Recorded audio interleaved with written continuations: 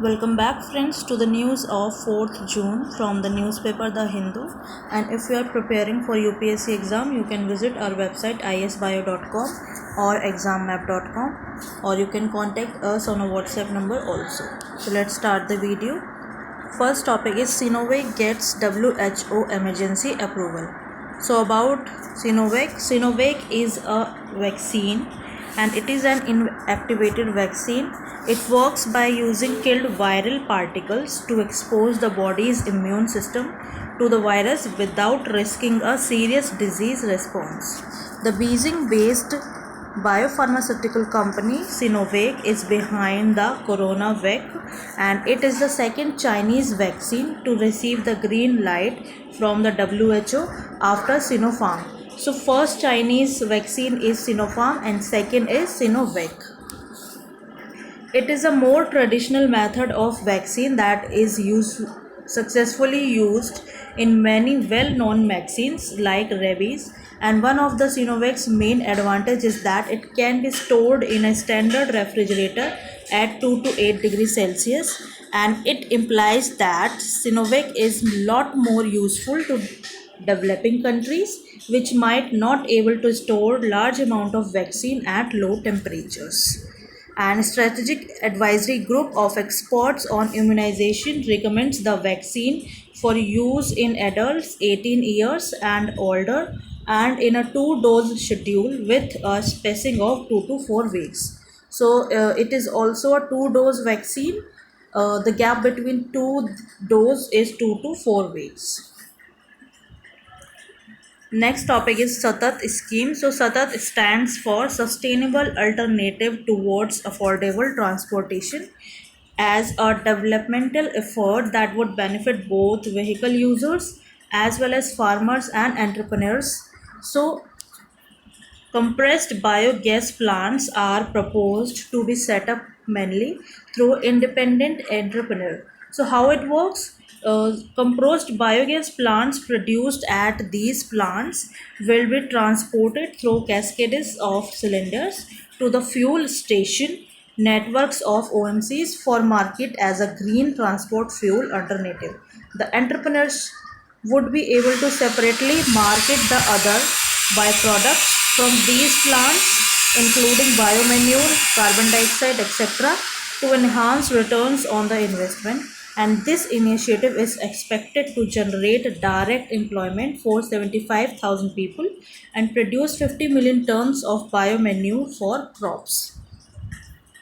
So there are multiple benefits from converting municipal solid waste into CBG, that is compressed biogas plants, and there are some benefits of it, that it responsible waste management, reduction in carbon emission and pollution, and additional revenue source for farmers, boost to entrepreneurship, rural economy and employment, support to national commitments in achieving climate change goals, reduction in import of natural gas and crude oil, buffer against crude oil and oil gas fluctuations. What is biogas? Biogas is produced naturally through a process of anaerobic decomposition from waste biomass sources like agriculture residue, cattle dung, sugarcane press, mud, municipal solid waste, sewage treatment plant waste, and after purification it is compressed and called CBG, that is compressed biogas, and it which has pure methane content of over 95%. So what is compressed biogas? It is exactly similar to commercially available natural gas in its composition and energy potential, with calorific value and other properties similar to CNG, and it is used as an alternative renewable automatic fuel. So first we have waste, and after that the collection of waste, and these waste move to the plant. From plant the waste process of the segregation started, that converted, heated and processed. After this it converted into energy in the form of fuel, gas and electricity. Next topic is production linked scheme of pharmaceuticals. So the Union Cabinet has approved production linked initiate incentive scheme for pharmaceutical for financial year 2022-2028. The scheme is expected to bring in investment of 15,000 crore in pharmaceutical sector, and it will be a part of umbrella scheme for development of pharmaceutical industry.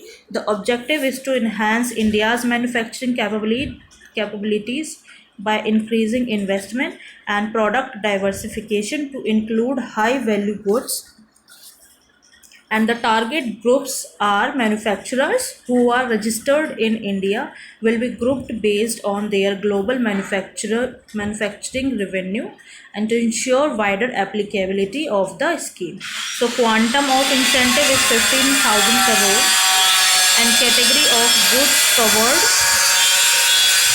Category 1 is pharmaceuticals, complex generic drug, patented drugs or drugs nearing patent expiry, cell-based or gene therapy drugs, orphan drugs, other drugs as approved. Category 2, active pharmaceutical ingredients, key starting materials and drug immediates.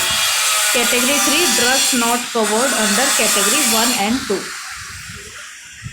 2. Next topic is Drug Controller General of India. So the DCGI, Drug Controller General of India, heads Central Drugs Standard Central Organization, and Central Drugs Standard Control Organization is Central Drug Authority in India. It is national level regulatory body under Ministry of Health and Family Welfare, and it is responsible for approving license for certain categories of drugs, and headquarter is in New Delhi, and there are 6 functioning central drugs testing laboratories under CDSCO. So the DCGI also establishes standards for manufacturing, sales, import and distribution of drugs in India. It also regulates medical and pharmaceutical devices. In case of any dispute with respect to quality of drug, DCGI is the appellate authority. It prepares and maintains national references standard for drugs. He ensures that there is uniformity in implementation of drugs and cosmetics. He is responsible for training of drugs analytics deputed by state drug control laboratories and other institutions, and he is also in charge of analysis of cosmetics received from CDSCO as survey samples, and it is also the central licensing authority for medical devices which fall under the Medical Device Rules 2017.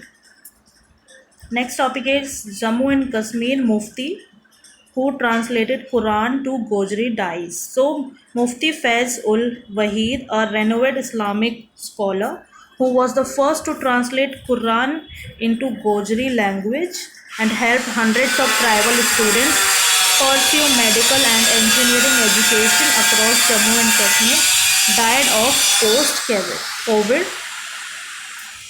So spoken by Gujjars and Bakarwals of Jammu and Kashmir, Gojri, which is not taught at school, continues to be marginal even though its speakers are third largest ethnic group in the state after Kashmiris and Dogras. So Gujjars and Bakarwals are the third largest ethnic group after Kashmiris and Dogras. About 20% of their total population speak Gojri, which along with 38th language in India, clamours for inclusion in the 8th schedule of constitution, and the government of India is obliged to develop 8th schedule language so that it grows rapidly in richness, become effective means of communicating modern knowledge. So about Gujjars, Gujjar tribe is found in India, Pakistan and Afghanistan. Traditionally, they have been involved in agriculture. They are large heterogeneous group that is internally differentiated in terms of culture, religion, occupation, socio-economic status. They variously follow Hinduism, Islam, and Sikhism. They are linguistically and religiously diverse. They are able to speak language of region and country where they live, and they have their own language known as Gujri. The communities have been developed fluency in other languages such as Punjabi, Urdu, Hindi, Pashto Pahari languages like Kangri and Dogri, and they are endogamous community but observe exogamy clan of often village levels. So about Bakarwal, they are mostly Muslim nomadic tribe based in Pir Panjal and Himalayan mountains of South Asia. Traditionally and still mainly Gothards and Sephards residue reside in entire Kashmir region between India and Pakistan and in Nuristan province of Afghanistan. Next topic is Committee on Variable Capital Company. So the expert committee on variable capital company submit its report to the International Financial Services Centers Authority. The committee of experts to examine the feasibility of variable capital company was constituted by International Financial Services Center Authority, and it aims to examine the suitability of variable capital company as vehicle for fund management in the International Financial Services Center, and it was set up to explore potential for allowing another legal structure, that is variable capital company, as an additional option through which asset manager could pool the investor funds, and it examined the relevance and adaptability of variable capital company for IFSC in India or alternative structures to attract fund business in IFSC. So the pooling of funds in India undertaken through three steps of entities: limited liability companies governed under Companies Act 2013, limited liabilities partners under Limited Liability Partnership Act, and trust governed under Indian Trust Act 1882. So what is variable capital company? It is a new corporate structure for investment funds. What is for investment funds, and it has a variable capital structure that provides flexibility in the issuance and redemption of its shares. It can be set up as single standalone fund or umbrella fund. It is basically an alternative form of corporate vehicle that dispenses with some of the key limitations of companies and LLPs, and it can be used for both open-ended and closed-ended alternative and traditional fund categories. About International Financial Services Center Authority, it has been established in 2020 under International Financial Services Center Authority Act 2019, headquartered at Gift City, Gandhinagar in Gujarat. It is unified authority for the development and regulation of financial products and financial services and financial institutions. And GIFT IFSC is the maiden international financial services center in India. Objective is to develop strong global connect and focus on needs of the Indian economy. Thank you, class.